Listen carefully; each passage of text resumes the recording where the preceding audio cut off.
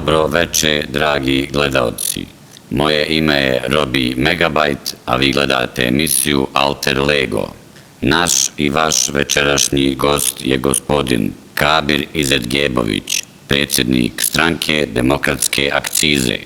Gospodine Kabire, dobro veče. Dobro veče. Večerašnje pitanje sedmice za vas je: bil mi mogli posuditi jedno 30 maraka samo da preguram do kraja mjeseca? Ima li šanse? Don't dream dreams. Ne sanjajte snove. Ali priča se da su vam vaši savjetnici rekli da me pogurate bar sa cenerom. Meni to niko nije se usudio reći. Jel fakat baš niko? Niko. Znači ne može ni cener. Teško. Pa bar vi političari imate visoke plate.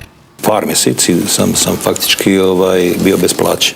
Evo ovih 6 mjeseci živim s nekih 8.000 maraka sve skupa. Ne kontam kako more biti predsjednik stranke, a kokus frontalni. Pa, da kažem, ima se naravno nešto ušteđevine, nisam ja siromašan čovjek, ja sasvim pristojno živim, imam sve što mi treba i nešto preko toga, ali za predsjednika ja sam naravno siromašan.